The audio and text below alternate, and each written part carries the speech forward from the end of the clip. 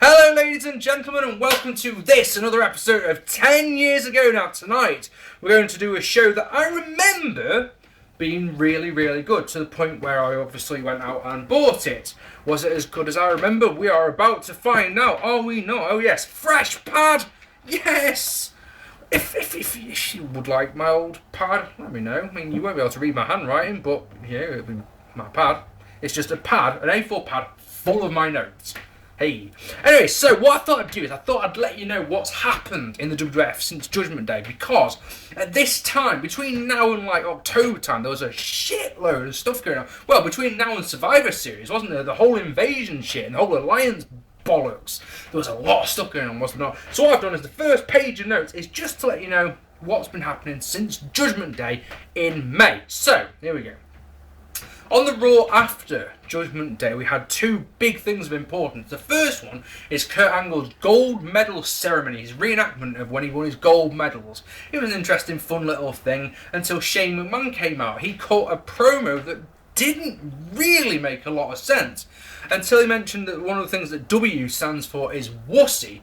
Shane McMahon was on top of the podium type thing. Angle slam off the top of there. That's it about their feud. They tried to outwit each other, leading to the street fight that we'll be talking about tonight.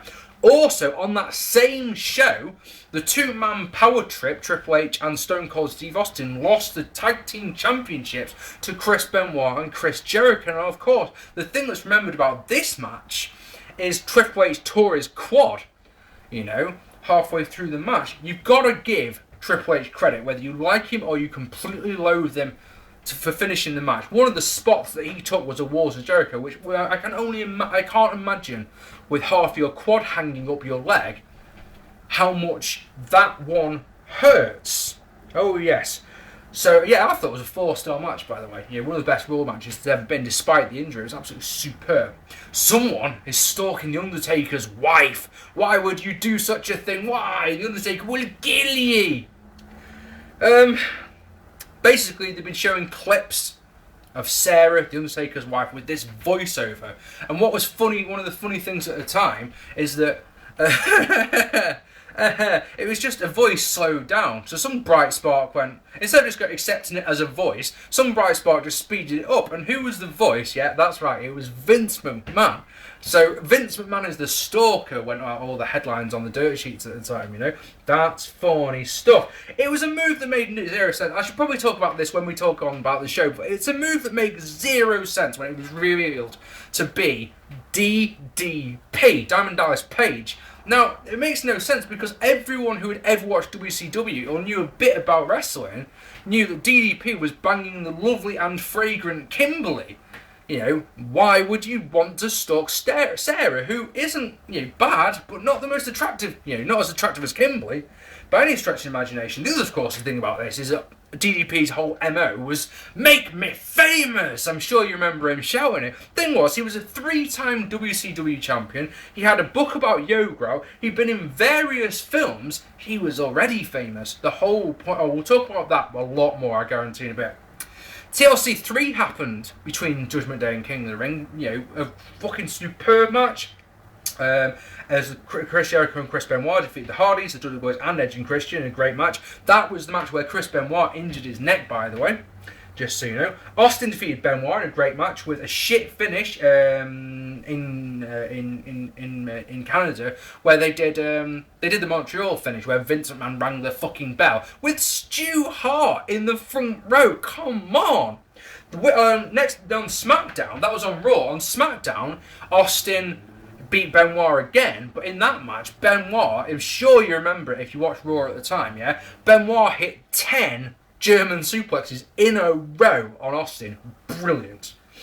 Absolutely superb. Lastly, the King of the Ring brackets were not announced until the Monday before this show, which was very worrying at the time, because you're sort of thinking to yourself, does the King of the Ring not really matter anymore? Oh, one more thing. On the SmackDown before this show, Chris Benoit and Chris Jericho lost the tag team titles to the Dudley Boyz, who had recently turned heel following interference from Stone Cold Steve Austin. So, should we go on with the show? I'm sorry about that, but I figured that you might want to know. You might want to, if you didn't, say so. I want to say, Mark, we don't care, just get on with the show. But if you did like it, say, Mark, let me know between King of the Ring and Invasion what happened, and I shall do so if I get the moment. So, first off, DDP comes out, and he's got music, which is weird. He comes out through the crowd. He comes out with a sign saying, "Make me famous." He claims to have more footage of Sarah, which is lovely, I suppose.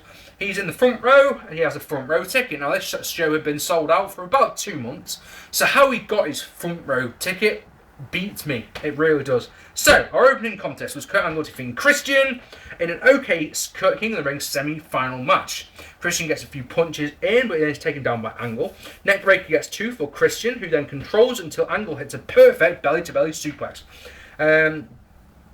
They head outside and brawl. The belly-to-belly suplex, I have to admit, was over the ropes. It was right on the edge of the ropes, and he belly-to-belly suplexed him outside. They brawl outside.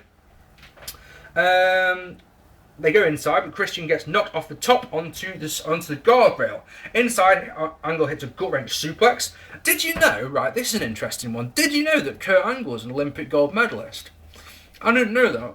The WWF are missing a beat here, right, because what they should do is, if I was working for the WWF, I'd drum home the point that Kurt Angle had won an Olympic gold medal every single match, but they never seem to mention it. Isn't that weird?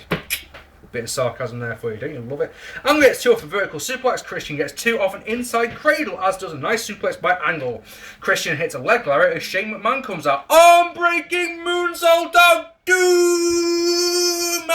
You know it misses. Obviously it misses. Who'd have thought?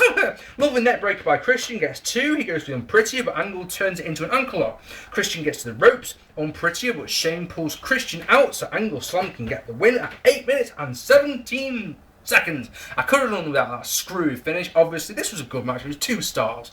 Happily, willingly, It's just...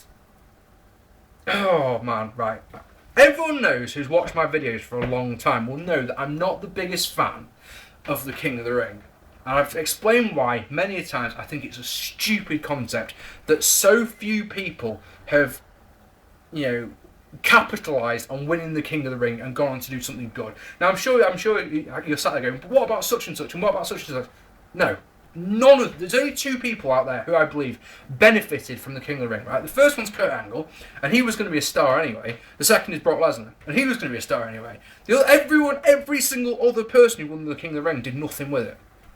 Your example here being Edge. Edge, who was a mid-carder, won the King of the Ring and was still a mid-carder a year later. It took till 2005 when he became the rated R superstar for Edge to really become a superstar. Year before was Kurt Angle, like I say, he was always going to be a star. Year before that was Billy Gunn, and look what happened there. Ken Shamrock. Triple H, was he a star after the King of the Ring? Not really. It was when the whole DX stuff started the night after WrestleMania. So, the problem I have with this show is I'd never thought of this until I started watching this one again, was that this year it seems like the whole of the King of the Ring is just a build-up for the Shane versus Kurt Angle street fight. That's what it feels like, and especially after that finish, that's what it feels like. Will it grow into more of that? We'll talk about that in a bit, shall we? We get to see build-up to the DDP confrontation, which is weird because the DDP vs Undertaker confrontation isn't happening yet. We just get to see a build-up package for it.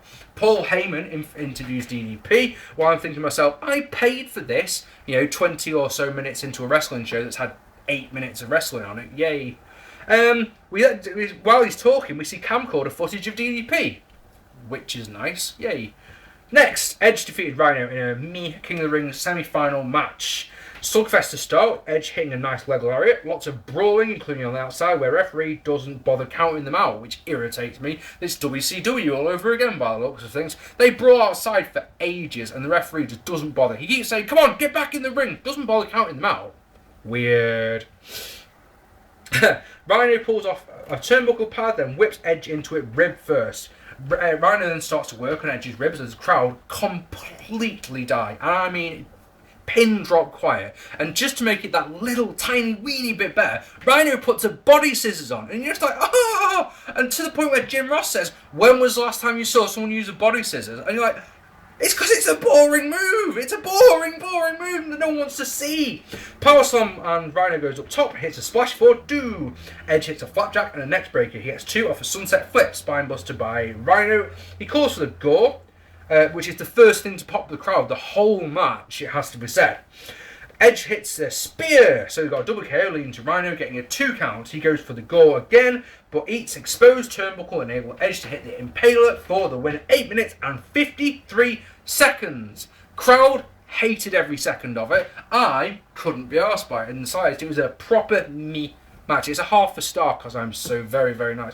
There was nothing of note at all. The only thing of note is, right, Rhino goes for the gore, and as he's going for the gore, Edge hits a spear. So they basically collide in midair, and that's the best spot of the match, guaranteed. Next, the Dudley Boyz defeating the Spike Dudley and his mystery partner. Oh, of course, that means it's Edge versus Kurt Angle in the finals, just so you know. The Dudley Boyz defeat Spike Dudley and his mystery partner in a good match to retain the tag team titles. The mystery partner turns out to be the big bad machine Kane. It's bad God, it's Kane. That's gotta be Kane. So, Kane owns a 2-star. I've just got to say, by the way, whose idea was it to turn the Dudley Boyz heel? At this point, they were one of the most popular teams in the WWF. They were seriously over. Everything they did was super over. So turning them heel was so fucking bizarre. Anyway, where was I? Kane owns the start, including hitting a nice power slam for 2 on Devon. Spike in, Devon fakes a knee injury and able to take over. He and Bubba own Spike, including a sidewalk slam by Bubba and a huge big back body drop. Bubba, because he's a heel, locked on the bloody chin lock, you know, it has to be. Hot tag to Kane, who cleans house. He gets 2 off a neck breaker, then 2 off a power slam. He tags in Spike, and then, in a really good moment, I really like this, you got Bubba and Devon on the outside. Kane calms, like, picks up Spike and just goes, watch this, and launches it out. I mean, fucking you know, Spike's light as it is, so you can proper toss him, but he fucking really launches him at the Dudley Boyz, which I really, really like. On the outside, Acid Drop gets 2. There's a bit of a botch on the count there. You know, it's weird. I've heard some people say, "Did you see the botch?" And it's like, no, I didn't. I didn't actually. I watched it 3 times to see it. Apparently, Devon's meant to break up the cover. Bubba doesn't kick out because of that. But I just didn't spot it. I'm normally pretty good at spotting botches, but I didn't see it there. So yeah. The double suplex follows by the wazza, but of course they're heels, so they don't do the wazza. They just, you know, Bubba holds the legs open, Devon does the headbutt. You know. 3D for the win out of nowhere on Spike. Kane puts Bubba through a table and power bombs Devon after the bell, you know, to show who the big superstar is, you know, in this one. It was an okay match, not feeling the Dudley Boyz as heels in the side. There's another 2-star match. Next, we see Billy Gunn. He's at WWF New York, and he is moaning about not being in the tournament. Billy Gunn, you suck balls for money. You're shit in the ring. You're shit on the stick. Why should you be in the tournament? You got your one chance at stardom when you won your King of the Ring, and you bombed. By 3-4 months after you winning the King of the Ring, you were part of the New Age Outlaws again. You failed. You know, do you really think you deserve to be in the King of the Ring? Next! Edge defeated Kurt Angle in an okay match to win the King of the Ring once again. I have to stress, there was a time where the finals of the King of the Ring meant something. You know, they were up on the, quite near the top of the card. In 2001, the King of the Ring final is the 4th match on the card, and you're thinking to yourself, well, this tournament doesn't mean bugger all, then, does it? You know, really. Angle basically asked Edge to lay down for him, saying, I've got a street fight later on. It means I'm going to have to wrestle 3 matches. And he says, basically, you don't have a hope against me as it is. And he goes, what are you going to do? I think I know you, he says. Ed whacks him around the face in response, which I like. Nice flapjack by Edge, who is selling the ribs, which is brilliant. He got injured in the first match, and he's selling them in the second match. Come on! Get in, Edge. I like that a lot. He hits a leg lariat. Angle belly to belly Edge to the floor. Angle whips Edge into the steps inside. Angle gets 2 off belly to back suplex. Belly to belly suplex gets 2, and he locks on a bloody chin lock. I understand. I really do. I understand why this chin lock is in this match. Angle's got to work another match. So, he should work a slow pace match. But it still bothers me because chin locks and sleepers bore the fuck out of me. Sue me. Another belly to belly gets 2. Another chin lock. Edge starts a comeback by drop kicking Angle on the top rope. He hits a Hurricane Rana. Gets 2 off a cradle. Angle slam and an Edge and Mac counter. God, my handwriting is so poor. Edge turns and say, if you do want a pad with writing that you can't read, bear in mind that I can't read it and I wrote it. Let me know, please. But you were sat there going, what the fuck? fuck does that say? Holding it up to light, it's like, what on earth does this say? I can't write letters, I have to type them. I literally can't write. You know, my handwriting, because I'm writing so, maybe it's just because I'm writing so fast. Maybe it's this fucking gel pen I'm using. Anyway, where were we? Oh yes, Edge turns an ankle lock into a cover for 2. Edge-o-matic, but Christian's out, he distracts the ref. Referee then gets bumped, ankle lock, Edge taps out, but there's no referee. Shane McMahon comes out, he spears Angle, Edge hits the Impaler for the winner. 10 minutes and 21 seconds, we've got King Edge. Does Edge celebrate? Does he get a coronation ceremony like previous King of the Rings? Nah, he just leaves. You know, it's like, but why? You know, every other king didn't. They got a coronation. Well, not everyone, but back in the day, the kings used to get crowned, and they used to get a scepter, and they used to get the gown and all that. Edge gets fuck all, he just leaves. He gets a big trophy, I suppose, but other than that, he just leaves. And once again, my point is reiterated. This whole tournament for the King of the Ring is just to build Shane versus Angle in the street fight. Bothers me. It bothers me a lot. It basically means that the King of the Ring is worth nothing. It really is just it's a storyline builder. It's a storyline advancer. No need. Anyway, next. Jeff Hardy defeated X-Pac in a match to retain the Light Heavyweight Championship. Here's a question for you that I honestly don't know the answer to. Prior to this pay-per-view, when was the last time the Light Heavyweight Championship was defended on pay-per-view? And that's an American pay-per-view, not one of the British ones, because I'm sure it was defended over here. Because I honestly cannot answer that question. And in fact, it wasn't Backlash 2000, was it? I mean, can't have. Anyway, yeah, Light Heavyweight Championship on pay-per-view. My God! X-Pac controls at the start, but gets arm dragged by Jeff. Head scissors, and we go outside, where Jeff almost stands on a kid by doing his rail walk, which is funny. Corkscrew salt misses, so Pac takes control with an abdominal stretch, complete with Healy rope grabbing. Hey, like that. No, we don't. Exactly. Springboard cross body by Pac, who is booed. Chin lock by Pac, followed by a heel kick. Bronco Buster misses. Jeff comes back with a clothesline, a leg drop, and then they do something. I don't know what they're trying to do. I really don't know what they're trying to do. But they basically, it looks like X-Pac's trying to do a leapfrog as Jeff comes running into the corner. The problem is that X-Pac jumps too early, so Jeff Hardy's head goes into X-Pac's balls. That's funny. Bad botch though. Body press gets 2 for Pac as he rolls through X-Pac for the win, but no, Jeff Hardy's foot is on the ropes. Jawbreaker and a Swanton Bomb for the win at 7 minutes and 11 seconds. Twas okay. It was okay. It's a 1-star match, but it's yeah. And the fact is that this match played to silence a lot. I mean, the biggest pop in this match was Jeff Hardy taking his top off. Seriously. So all night we've been seeing footage of DDP on the Titantron. Yeah, we've been seeing camcorder footage. Someone's been stalking DDP, you know. So it's time for the confrontation. DDP gets sick of it, gets in the ring, he's screaming, DDP, you know, Undertaker, make me famous, I'm begging you, I'm right here, you know, come and get me, sort of stuff. And then, you know, Undertaker comes out. Now, there's two things, my mind's thinking here, right? You've got 2 ways to build up this feud. You can either have it so that Taker comes out and he's looking for revenge, but DDP is allowed to hold his own. In fact, DDP should be allowed to batter Taker, thus establishing DDP as a potential threat to the WWF. And you know, you've got a main event feud there right away. Excuse me. At the end of the day, as long as Undertaker gets his win eventually, that's all that matters. Or alternatively, you can do it another way. You can have it so Undertaker comes out and batters the living shit out of DDP. Can you guess which one they went with? This is fucking awful. This segment is heartbreaking to watch because it's so bad. DDP looks like a fucking jobber. So bad. He gets absolutely obliterated. He gets absolutely no offense in whatsoever. And my thinking after this confrontation finished, other than, hang on a sec, that didn't have a finish, because this is meant to be a match, isn't it? But DDP just thought, fuck it, and wandered off back into the crowd.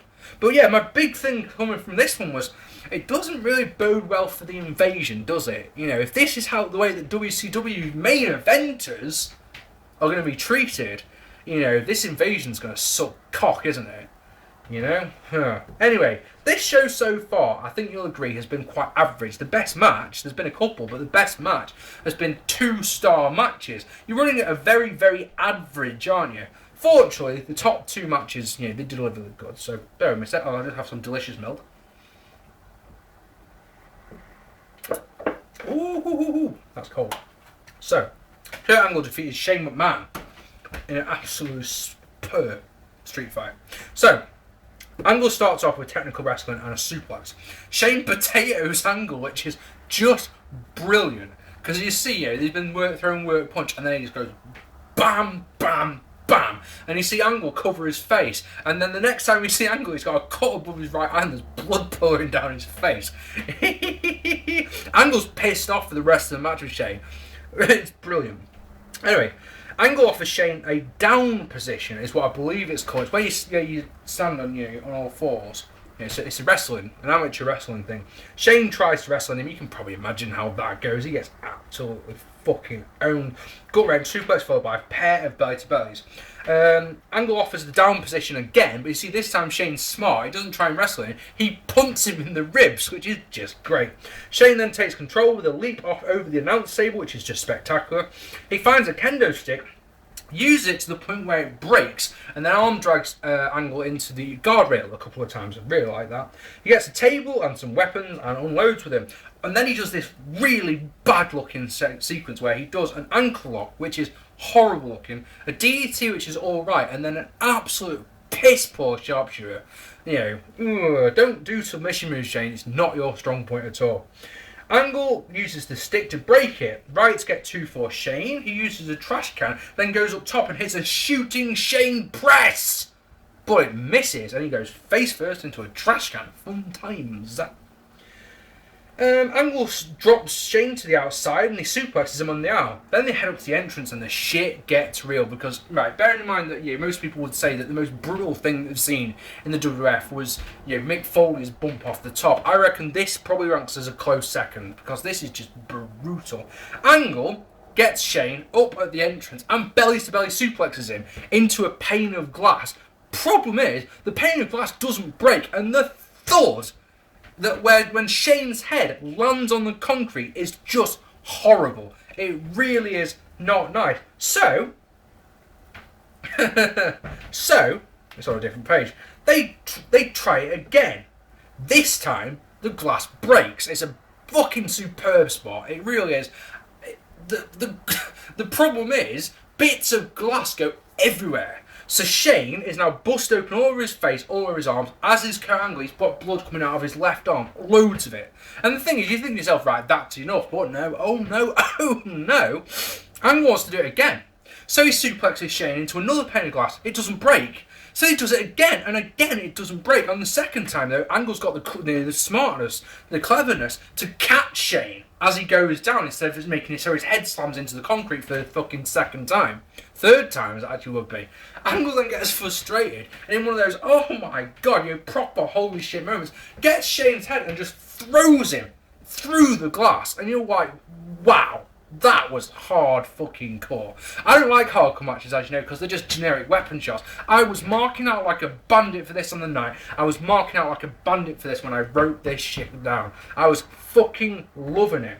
Angle gets vexed because he tries to, you can't cover Shane on the outside. It's a street fight, but you have to get the pin in the ring. Pin in the ring. So he puts Shane on a fucking equipment box, wheels him into the ring, and only gets 2. And this is one of the little gripes I have about this match. That should have won it there. This match did not need to continue. Anyway, Shane manages to get a little bit of a comeback, including hitting an Angle slam. That gets 2. Angle's obviously pretty pissed off now, so he unloads with some weapons and then basically gets this big piece of wood, starts whacking Shane with it while Shane's on the top turnbuckle, facing backwards, I must point out. Puts the wood on the ropes and does a super Angle slam off the top for the win. Absolutely incredible match. It was gripping, it was engaging. Yes, the glass spots were unnecessary, I will admit that. And yes, I must gripe about that finish, because the finish didn't need to happen. Basically, the finish was there; it booked itself, but they had to, for some reason, keep going. I mean, does that show that Shane's just that little bit tougher? Maybe, but we didn't need to do that. I mean, it doesn't do him any harm. Anyway, this match to me is a 4.5-star match. Absolutely superb. Really is a good match. And lastly,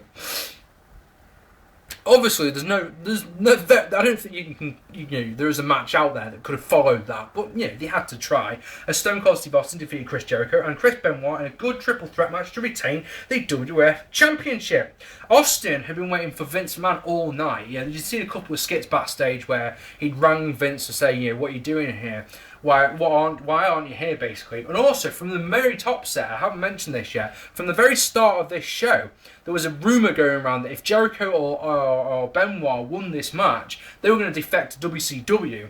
So, that's a nice little twist, isn't it? So, okay then. So, Austin stalls at the start until the Chris's attack him. Into the ring, Chris double team Austin until Jericho gets 2 off a forearm.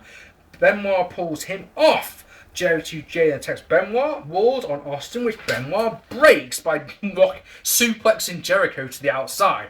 Benoit suplexes Jericho to the outside. That's what I've just said! God damn it!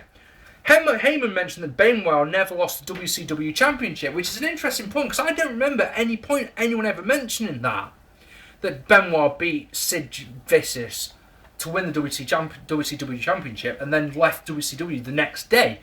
Heyman mentions it here, and I like that. Good for him. Benoit suplexes Austin for 2. Austin catches bump, chucks Benoit to the outside, then controls on Benoit. Jericho tries to get in, but gets choked out. Stunner is countered. The ref gets bumped. Benoit with a stunner of his own. Benoit has got a thing in this match about calling Benoit Jericho. Jericho's the one with long hair. It's not that hard to get the two, confused, is it, really? I mean, maybe it is, but I don't think I could do it.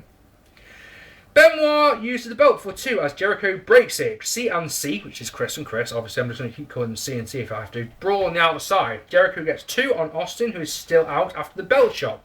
Walls by Austin is countered, as is an attempt by Jericho. Vertical suplex by Jericho gets 2.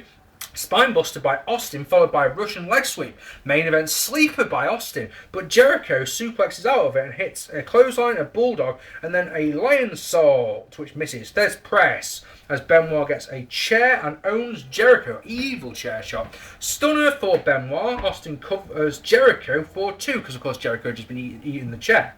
Superplex gets 2 for Austin, and then he does a second one, but as he's getting up off the second one, Benoit is waiting for him and hits 5 German suplex on him, just because he can.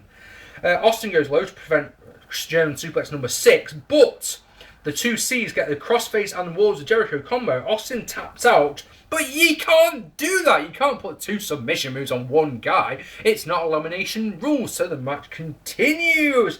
Crossface on Jericho is reversed into the walls. Benoit gets 2 off a snap suplex. Austin gets a chair, but it's booted into his face. And then in quite a shock, because I sure as hell didn't expect this one, Booker T comes charging out, hits the axe kick, and then basically does a sidewalk slam on Austin through the announce table, just because he can. Oh, yes he can. Germans, it's 2. Walls, Benoit gets the ropes, he goes up top and then gets slammed off. Bulldog and a horrific looking lion salt by Jericho. It looks like he lands on his forehead. Not pretty to look at at all. Jericho puts Austin in the ring like a fool. This is one of those bits of booking that doesn't make any sense in the slightest. Austin's been proper taken out. Realistically, why doesn't Jericho and Benoit go at it? One of them's going to win the championship. When as soon as Jericho puts Austin in the ring, you know what the outcome's going to be straight away. It's annoying. Jericho hits a moonsault on Austin. It gets 2 as Benoit pulls him off. Headbutt gets 2 on Benoit. Jericho pulls out the ref. Benoit with a superplex on Jericho. Austin then covers Benoit for the win in one of those, what the fuck was that finish all about? Alright, Benoit was obviously hurt by the superplex, but why is he going for the cover? Why? And then Austin gets the win, and all the crowd is like, what? Really? Not even a stunner or anything. That's the finish. I enjoyed this one. It would have been a 3.5-star match, but I don't like the finish. Excuse me. And Jericho particularly is sloppy as shit in this match. He really doesn't. Jericho proves in this one that he wasn't ready for the main event yet, unfortunately. Because, like I say, I've said before in my vids before, haven't I? Jericho was a very inconsistent performer at the best of times. He'd have a great pay-per-view match, then the next show he'd have a shit one. This, unfortunately, was one of his shit ones. In my opinion, this match should have been elimination rules. Jericho eliminated first, and then they could have had Benoit versus Austin one-on-one, and Austin can get the win on Benoit, and everyone can go home happy, can't they? Let's put it this way from this one. Take away the top two matches and what do you have? You have just another pay-per-view of no real significance. It should be significant because it's King of the Ring, but at the end of the day it's not, because the whole King of the Ring tournament is used as an angle. I really, really don't like that. The top two matches are fucking brilliant, so it's a really tough one to call. I'm swaying towards the 7, but right this second, I'm going for 6.5 out of 10. Because it's so much, it's 2-star, 2-star, half a star, 1-star kind of matches on the undercard. There's nothing that stands out as a wow, that was an awesome match on the undercard. The top two, don't get me wrong, brilliant. So, you'll see, when I've finally decided, you'll see down here, but it's either going to be a 6.5 or a 7.